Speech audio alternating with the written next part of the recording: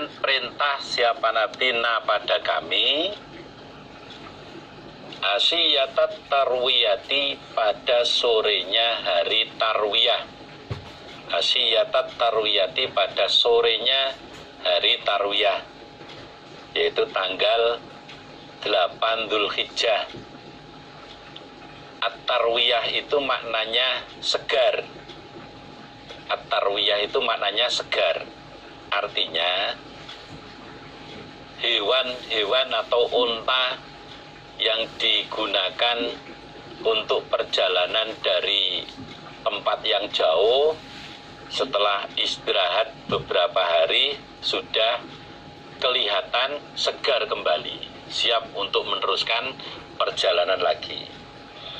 Saya ulangi, summa amarona, kemudian perintah siapa Nabi pada kami, asyiyatat tarwiyati, pada sorenya hari tarwiyah, tanggal 8 Dzulhijjah.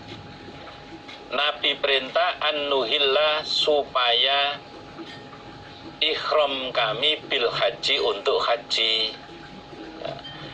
Bagi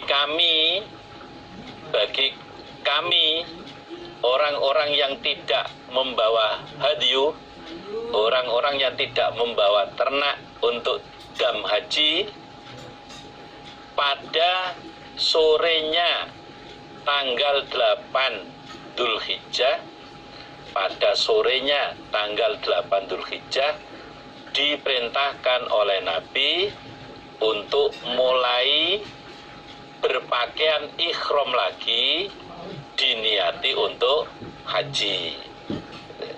Bagi kami orang-orang yang tidak membawa hadyu, tidak membawa ternak sebagai damnya haji, pada sorenya tanggal 8 Dzulhijjah oleh Nabi diperintahkan untuk memakai ikhram lagi, yang diniati untuk pelaksanaan haji, ikhramnya untuk haji.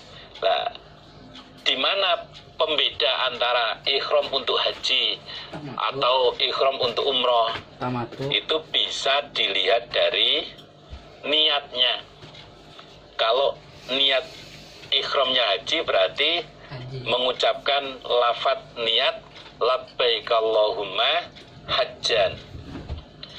Kalau ikhramnya itu diniati untuk umroh berarti labbaik Allahumma umrotan. Itu yang menjadi pembeda antara ikhram niatnya untuk haji ataupun ikhram niatnya untuk umroh. Adapun cara berpakaiannya sama, cara mikotnya sama, bacaan yang dibaca juga sama.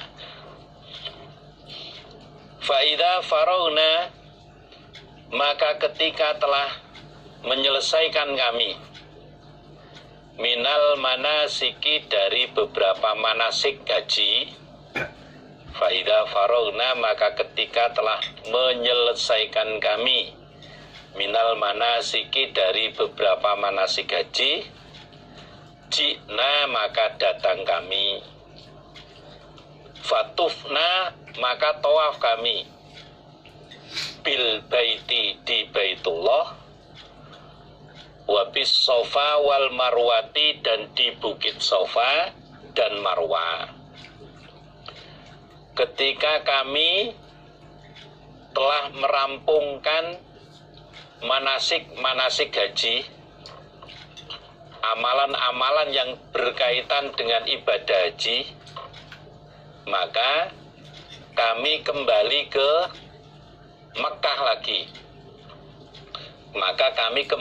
Mekah lagi. Kemudian kami melaksanakan tawaf di Baitullah 7 putaran. Kemudian ditambah sholat sunnah 2 rakaat di belakang makom Ibrahim, dan kami sa'i antara Sofa dan Marwah sebanyak 7 kali. Ketika kami telah menyelesaikan rangkaian ibadah haji, amalan-amalan yang terkait dengan ibadah haji, kemudian kami kembali ke Mekah, tawaf di Baitullah 7 putaran, ditambah sholat 2 rakaat di belakang makam Ibrahim. Kemudian kami sa'i antara Safa dan Marwah sebanyak 7 kali. Nah, ini tawafnya itu sekaligus selain tawaf haji juga bisa diniati dengan tawaf ifadah. Tawafnya itu bisa sekaligus sebagai tawaf haji dan tawaf ifadah. Maka disinilah nanti akan bisa kita saksikan. Pada saat itu bisa kita saksikan orang yang melaksanakan tawaf di Baitullah, kemudian sholat di belakang makam Ibrahim, kemudian sa'i di antara Safa dan Marwah, tidak memakai pakaian ihram. Kenapa tidak memakai pakaian ihram? Karena sudah lukar. Pada tanggal 10 selesai lempar jumrah Aqobah, sudah lukar, boleh ganti pakaian biasa. Umpama tidak memakai pakaian ihram pun gak apa-apa, karena sudah lukar. Karena sudah lukar, selesai lempar jumrah Aqobah. Jadi kalau di rangkai kegiatannya itu di tanggal 10 itu ada lempar jumrah Aqobah, ya toh? Kemudian lukar ganti pakaian biasa, terus cukur yang membawa ternak, yang menyembelih ternaknya, nah, kemudian kembali ke Mekah lagi untuk melaksanakan tawaf ifadah. Bagi yang berangkatnya ke Arafah belum tawaf haji, maka tawaf hajinya dikerjakan selesai lempar jumrah Aqobah tanggal 10 itu. Nanti bareng tawaf hajinya sekaligus tawaf ifadah, kemudian melaksanakan sa'i Safa Marwah. Fakot tamma, maka sungguh sempurna opo hajjuna, haji kami. Wa alaina, dan wajib atas kami al-hadiyu, hadiyu. Kemudian selesai rangkaian semua itu berarti sempurna sudah. Selesai sudah pelaksanaan ibadah haji kami, dan kami berkewajiban membayar hadiyu, gitu, membayar dam. Dam ini memang sebagai rangkaian ibadah haji tamattu, minimal 1 ekor kambing minimalnya. Ini kaitan ini dengan orang yang melaksanakan ibadah haji tamattu. Selesai sudah pelaksanaan ibadah haji, kemudian harus membayar hadiyu minimal 1 ekor kambing. Kama kola, sebagaimana berfirman sopo Allahu Allah Ta'ala yang maha mulia, Ta'ala yang maha luhur. Hal itu kenapa harus membayar hadiah? Sebagaimana yang difirmankan oleh Allah. Isinya famas taisaro minal hadi. Fama maka apa-apa istaisaro yang mudah apa-ma. Fama maka apa-apa istaisaro yang mudah apa-ma. Bayane minal hadi, dari hadiah.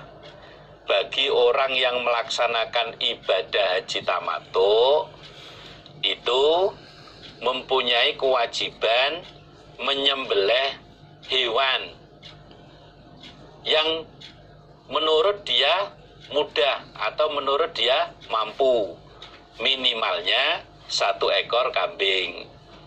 Bagi orang yang melaksanakan haji tamattu berkewajiban untuk menyembelih 1 hadiyu, 1 hewan, minimal 1 ekor kambing.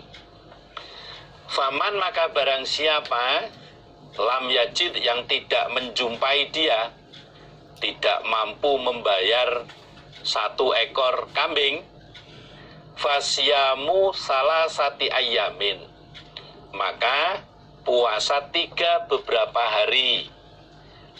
Fasyamu salasati ayyamin, maka puasa 3 beberapa hari. fil haji di bulan haji. Wasabatin dan puasa 7 hari. Wasabatin dan puasa 7 hari. Idza rojatum ketika telah kembali kalian. Barang siapa yang tidak mampu membayar hadiyu minimal 1 ekor kambing, maka boleh diganti dengan puasa 3 hari berturut-turut di bulan haji.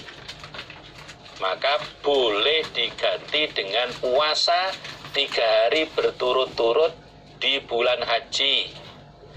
Pelaksanaannya sebelum tanggal 9 Dzulhijjah. Pelaksananya. Dan puasa 7 hari dan puasa 7 hari berturut-turut ketika kembali, ketika sudah pulang.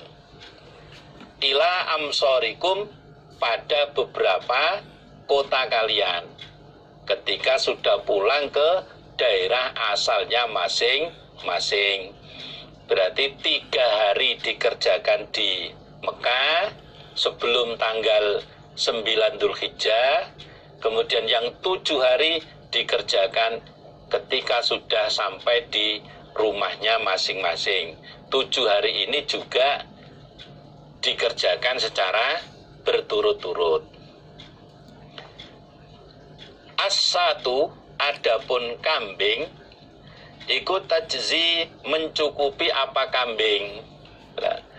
Hadyu yang harus disembelih itu umpama mampunya menyembelih 1 ekor kambing sudah sah.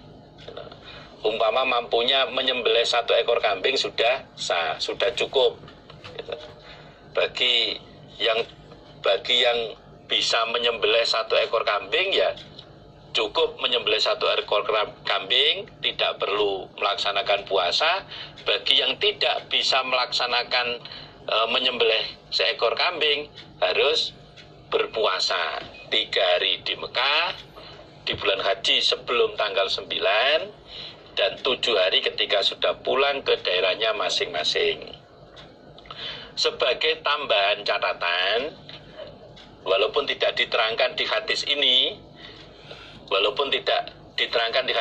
tapi di pembahasan di hadis lain, umpama orang yang melaksanakan haji tamattu kemudian tidak mampu membayar hadiyu minimal 1 ekor kambing, kemudian sebelum tanggal 9 belum sempat puasa 3 hari berturut-turut di sana, maka puasa 3 hari itu boleh dikerjakan di hari tasyrik, tanggal 11, 12, 13.